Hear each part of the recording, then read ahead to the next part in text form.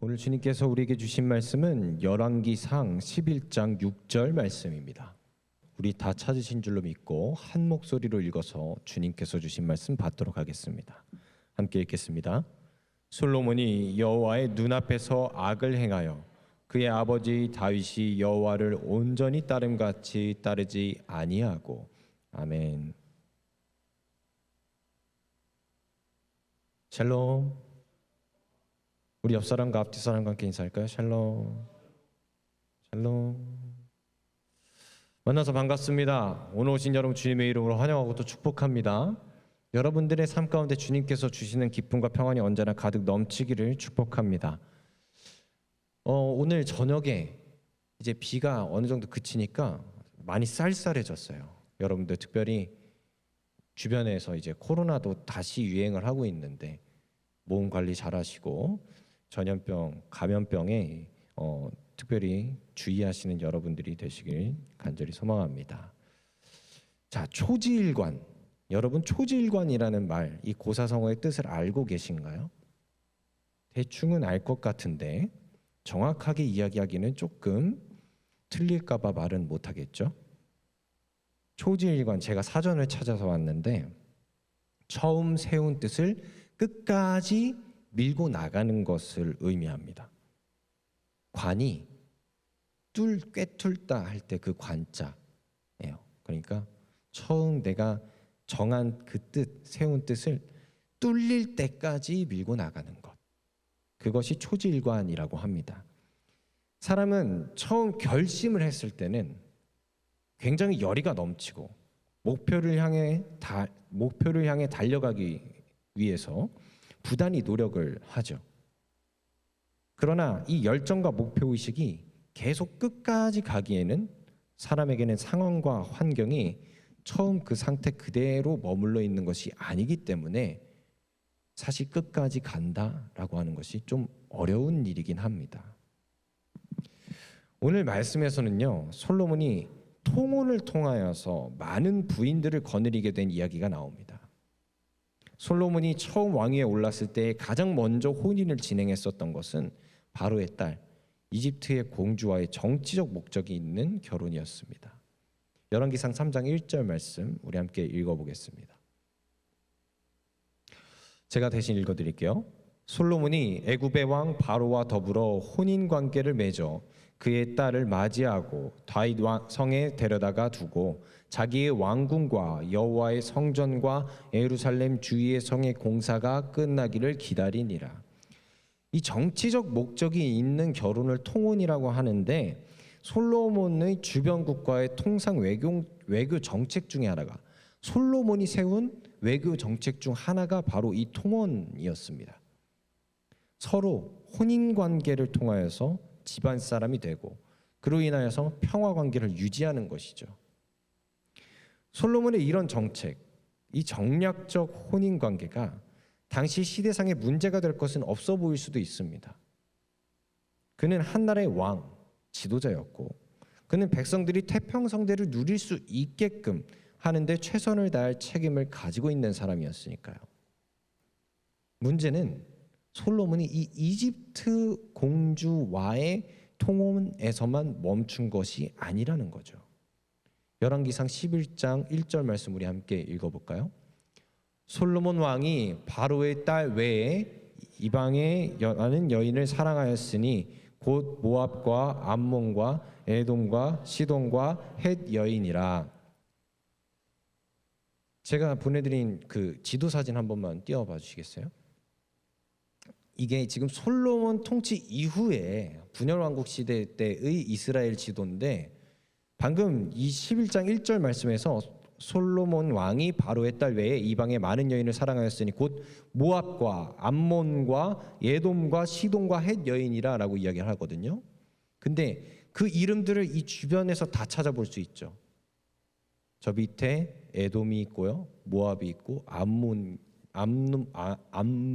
있고 또 다메섹, 아람, 두로와 저 사이에 있는 게 헷이더라고요. 그래서 그 주변 국가에 있는 솔로몬이 통치하고 있었던 이스라엘의 국경을 맞대고 있는 모든 나라들, 모든 민족들의 여인들과 다 결혼을 했다라는 것을 의미하는 겁니다. 솔로몬은 왕으로서 자신의 국가의 위치를 잘 알았던 왕이었던 것 같습니다. 분명히 하나님께서 함께 하시는 자신의 나라지만 주변 국가들은 그 지역에 터를 오랫동안 잡고 강성한 국가로 키워낸 국가와 민족들이었고, 그 국가들에 비하면 자신의 나라는 이제 기껏해야 2대째 접어들어서 가장 부강한 국가가 되었잖아요.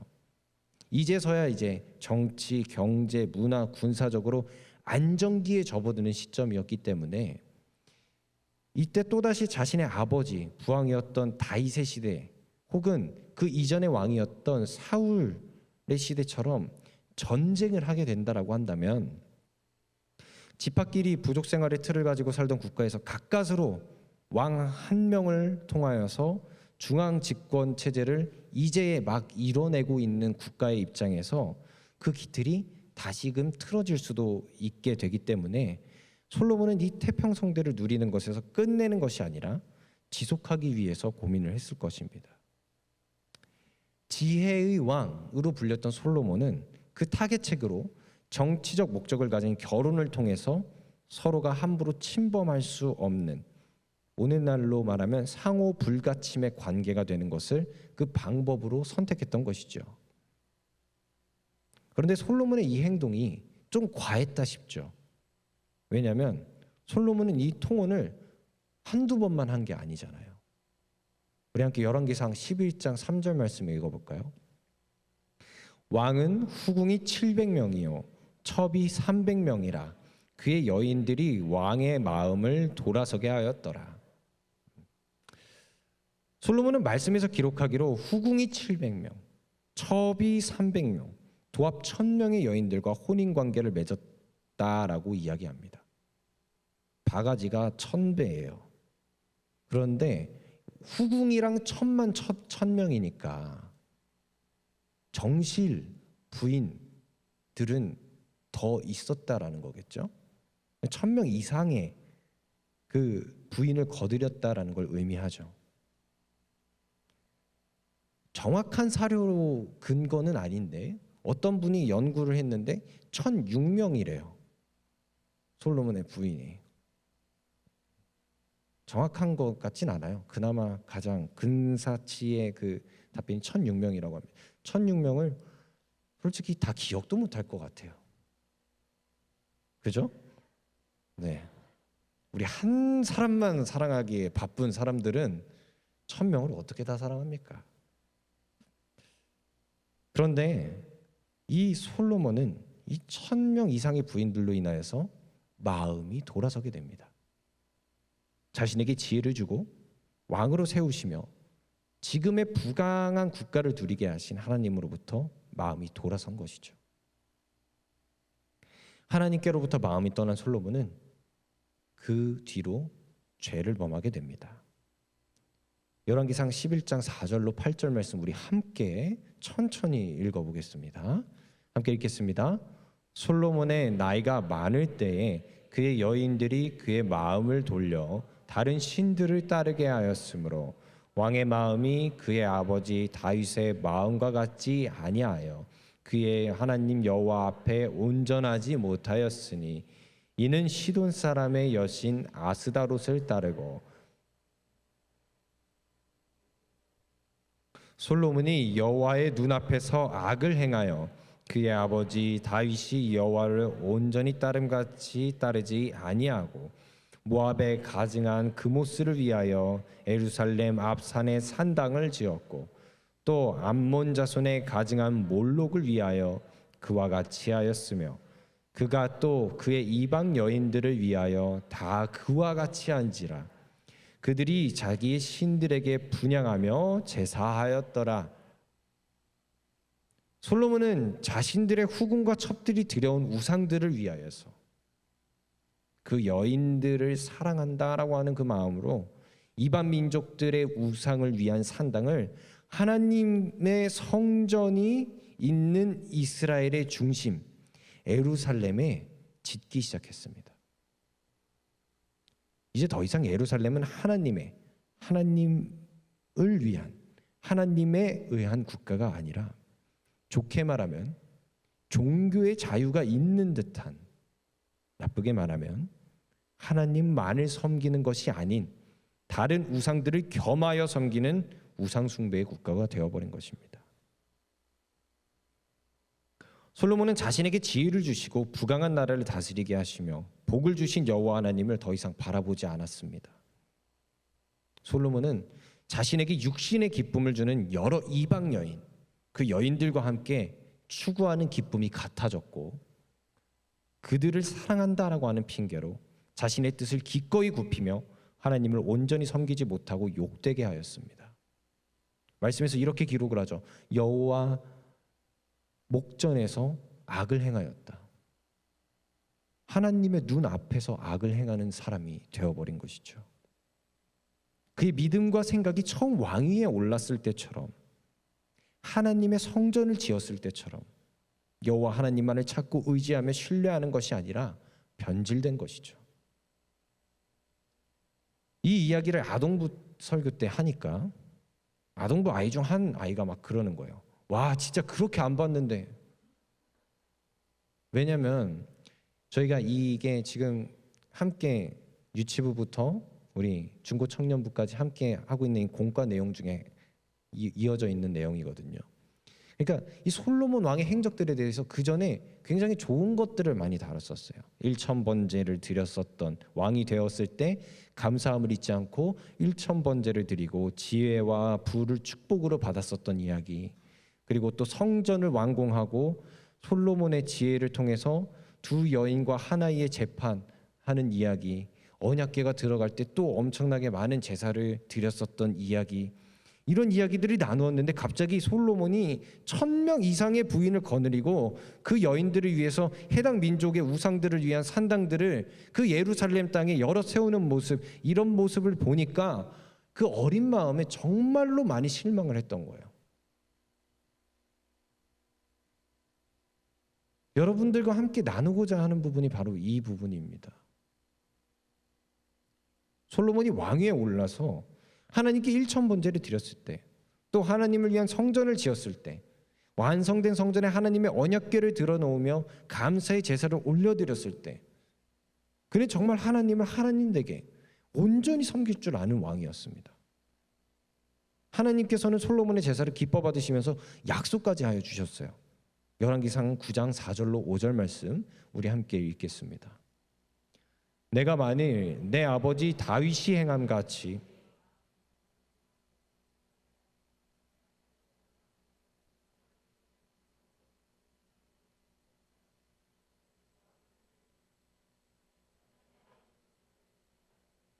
이스라엘의 왕위에 오를 사람이 내게서 끊어지지 아니하리라 한 대로 내 이스라엘의 왕위를 영원히 견고하게 하려니와. 아멘. 하나님은 기준을 제시해 주시면서 약속해 주십니다. 솔로몬에게. 바로 솔로몬의 아버지였던 다윗이 행했던 것처럼, 네 아빠가 행했던 것처럼, 네 아빠처럼만 하면 돼 라고 하면서 하나님께서 제시해 주신 기준이 마음을 온전히 하고 바르게 하여서 하나님 앞에서 행하고 하나님이 명하신 대로 순종하여 하나님의 법과 율례를 지키면 너희 아버지 다윗에게 약속한 대로 다윗의 가문에서 왕위가 계속해서 계승될 것을 약속하여 주시죠. 그리고 솔로몬은 하나님의 말씀대로 행하며 하나님만을 섬기고 신뢰하는 왕으로 하나님에게 복을 받아 부흥과 태평성대를 이룹니다. 열왕기상 10장 23절 우리 함께 읽겠습니다. 솔로몬 왕의 재산과 지혜가 세상의 그 어느 왕보다 큰지라. 솔로몬은 하나님을 믿고 하나님께서 명하신 대로 하나님의 뜻을 따라 행하면서 하나님께 더 이상 받을 수 없을 만큼의 축복을 받았습니다. 세상 그 어느 왕보다도 재산과 지혜가 풍성하여지는, 그러니까 통치하는 데 있어서도 그의 대적이라고 할 만한 사람들이 거의 없고, 또한 그가 다스렸던 그 나라에서는, 다른 구절에서는 뭐 세금이 얼마고 병거가 얼마고 자랑을 할 만큼 그 정도로 막강하고 부강한 나라를 이룩하였죠. 이거는 하나님께서 솔로몬에게 주신 축복입니다. 그런데 바로 여기서 변질이 시작이 되는 거예요. 사람이라는 존재가 간사하기 때문에 자신이 목표로 한 것을 달성하거나 평안함을 누릴 때 방심하게 되거든요. 그때의 태도가 믿음의 태도로 드러나게 되는데, 솔로몬은 자신이 태평성대를 누릴 때 그때 감사를 올려드렸던 게 아니라 눈길을 돌립니다. 바로 이방의 여인들에게 눈길을 돌리게 된 것이죠. 우리가 한번 상상을 해볼까요? 솔로몬이 굳이 1000명의 부인을 거느릴 필요가 있었을까요? 정말 통혼을 통하여서 우리 서로 침범하지 맙시다라고 조약을 맺기 위해서 혼인을 시키려면 내 아들하고 상대방의 딸하고 혼인을 시켜도 되잖아요. 솔로몬이 자식이 없었겠습니까? 자신의 공주와 이웃나라의 왕자와 혼인을 시켜도 되는 거예요. 그런데 굳이 1000명의 후궁을 첩을 뭐하러 거느렸냐고요. 솔로몬의 기쁨이 거기로 향했다라는 거죠. 솔로몬이 구했던 유익이 거기로 향했던 거예요. 정확한 사료는 아니지만 엄청 좋아했던 거죠. 솔로몬이라는 왕이 자신이 부강하여지고 태평성대를 누리게 되니까 눈을 그냥 이방의 여자들에게로 돌린 겁니다. 오죽하면 솔로몬이 지었던 그 세레나데가 우리가 읽는 아가서가 되었잖아요. 술람미 여인을 보고서 지었던.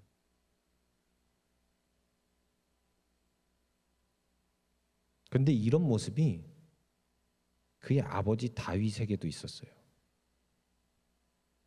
부하들이 전쟁을 하고 있는 그 상황에서 중앙집권 통치를 이뤄낸 다윗은 원래 그때의 왕은 대표자예요.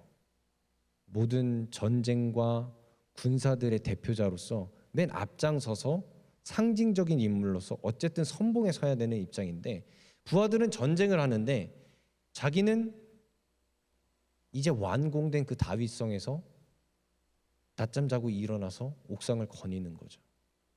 아, 이제 어느 정도 다 이루었다. 이번 전쟁도 어차피 승리할 거다. 그리고 그 순간 방심해서 한 여인을 보고 음욕을 품게 되고, 그 여인 밧세바를 범함으로 인하여서 충성스러운 부하이자 밧세바의 남편이었던 우리아를 죽음에 이르게까지 만들죠. 하나님이 보시기에 악을 행하게 된 다윗은 하나님께 회개를 하긴 하지만 밧세바와의 사이에서 나온 그 아이가 죽는 벌을 받게 됩니다. 사람이 한순간도 하나님을 떠나지 않고 하나님으로부터 마음이 떠나지 않고 하나님만을 섬기며 믿고 따르며 살 수 있을까요? 그럴 수 있으면 너무 좋겠지만 사람이라는 존재 자체가 너무 연약하고 또 말씀드린 것처럼 좀 간사한 부분이 있어서, 이기적인 부분이 있어서 어렵고 궁핍하고 힘들 때는 하나님을 의지하고 찾는 것처럼 보여도, 목표를 이루기 전까지는 하나님을 찾는 것처럼 보여도 목표를 이루고 나면 하나님으로부터 마음이 떠나고 다시 자신의 유익을 쫓아서 육신의 기쁨을 구하며 사는 삶으로 돌아가는 사람들이 많이 있습니다. 지혜의 왕으로 불리면서 세상의 모든 것들을 다 누릴 만큼 누린 솔로몬도, 그래서 내가 다 누려보니까 허무하더라라고 하면서 쓴 책이 솔로몬의 전도서잖아요. 그만큼 많은 것들을 누려봤었던 이 솔로몬도 하나님의 마음에 합한 자라고 칭찬받았던 솔로몬의 아버지인 다윗도 한순간 방심하여서 하나님께서 보시기에 옳지 못한 일을 행하는 육신의 기쁨을 쫓아가는 삶의 방향으로 나아가게 됩니다. 그렇게 사람은 초지일관, 이 처음 정한 뜻을 끝까지 잘 지키고 밀고 나가기보단 결국에 나중에는 실망스러운 모습을 보일 수도 있고 기대했던 사람들이 실망하게끔 만들 때가 있습니다. 그래서 누누이 말씀드리지만 사람은 믿음의 대상이 아니에요. 사람은 기대할 수 있는 대상이 아니에요. 믿음의 사람들은 항상 기억하면서 살아가야 합니다. 사람이 뜻을 세우고 그 뜻을 끝까지 변함없이 지킨다? 그것은 비록 신앙이라고 할지라도 쉬운 일이 아니라는 거죠. 우리의 신앙도 항상 여러분 보시기에 우상향 곡선을 쭉 그리면서 성화의 길로 하나님의 나라에 가는 그날까지 계속해서 성장만 해나가면서 그리스도의 완성까지 이루고 하나님을 만나뵈면 너무나도 좋겠지만 우리 신앙은 항상 우상향만을 그리고 있지 않잖아요. 가다가 떨어지기도 하고 가다가 넘어지기도 합니다. 그래서 사람은요, 스스로 뜻을 세우고 뜻을 지키기 위해서 힘써야 할 것이 아니라 뜻을 믿고 따르며 살아야 합니다. 신명기 6장 5절 말씀 우리 함께 읽겠습니다. 너는 마음을 다하고 뜻을 다하고 힘을 다하여 내 하나님 여호와를 사랑하라. 아멘. 사람이 해야 할 일은 오늘부터 하나님 열심히 믿어야지, 하나님의 자녀로 살아야지와 같이 자신이 무언가를 지키고 행할 수 있을 것이라고 하는 이 교만한 자세를 내려놓고 자신의 뜻을 세우고 지키려고 힘쓰는 것이 아니라, 자신의 뜻이 아니라 하나님의 뜻을 믿고 지키고 따르며 살아야 한다라는 것입니다. 솔로몬이 복을 받았을 때, 또 다윗이 칭찬받았을 때, 그 모든 때에 하나님을 기쁘시게 하기 위한 선택을 하였고, 하나님께서는 저들의 믿음을 보시고 복을 주시면서 칭찬하여 주셨습니다. 그러나 그들은 자신들이 누리는 이 태평성대가 자신들의 노력으로 인한 것인 양 어떤 육신의 기쁨을 보상으로 받고자 하는 마음을 품은 그 순간 그들은 죄를 범하게 되었습니다. 그래서 신앙인들은 여호와 보시기에 악을 행하는 것이 아니라 여호와 보시기에 언제나 선을 행하는, 언제나 하나님과 함께하며 언제나 주님의 얼굴 앞에 선 것처럼 사는 호람대오의 삶을 살아야 하는 것입니다. 그 한순간의 방심으로 인하여서 죄를 범하지 않기 위하여서, 한순간의 방심으로 인하여서 육신의 기쁨을 쫓지 않기 위하여서, 오직 나의 마음과 뜻과 생각을 다하여서, 힘을 다하여서 하나님의 뜻을 믿고 따르며 살기를 꿈꾸며 살아야 하는 것이 신앙인들의 삶이라는 것이죠. 여기서 한 가지 더 바라볼 수 있는 것이 있습니다. 좋아요. 우리가 믿고 따르며 순종하면서 그렇게 하나님의 뜻만을 바라보며 살아가고 있다고 할지라도 어느 순간 우리는 연약하기 때문에 넘어질 수도 있습니다. 유혹에 넘어갈 수도 있습니다. 그럼 그때 어떻게 해야 하느냐?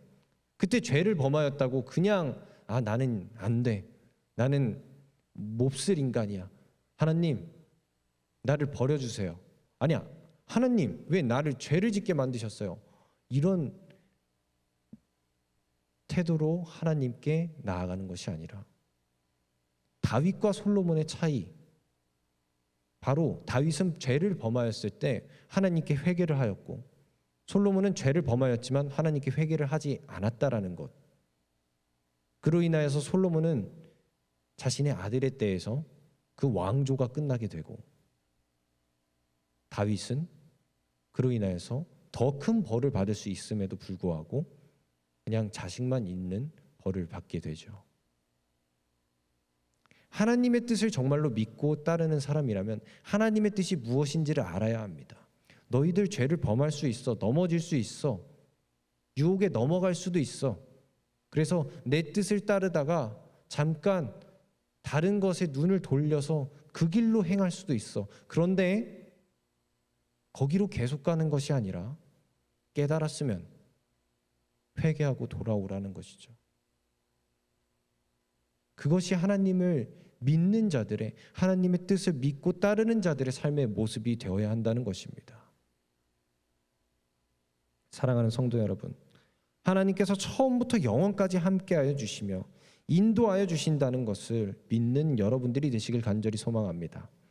또한 그 신실하신 하나님 앞에서 우리가 코람데오의 자세로 행하며 살아가야 한다는 것을 삶의 단 한순간도 방심하지 않고 하나님을 떠나지 않아서 초지일관의 모습으로 처음 주님을 만난 그 순간부터 하나님의 나라에 들어가는 그날까지 나의 뜻을 세우는 것이 아니라 하나님의 뜻을 따르며 믿고 나아가는, 하나님을 떠나지 않는 주님의 자녀들이 다 되시기를 주님의 이름으로 간절히 축원합니다. 또한 한순간 넘어져서 죄를 범한다라고 한다면 그 즉시 깨닫고 돌아와 회개에 이르는 여러분들이 되어서 다시 하나님의 뜻을 따르는 길로 회복하고 돌아올 수 있는 주님의 믿음의 백성, 주님의 자녀들의 삶을 살아내시기를 주님의 이름으로 간절히 축원합니다. 함께 기도하겠습니다.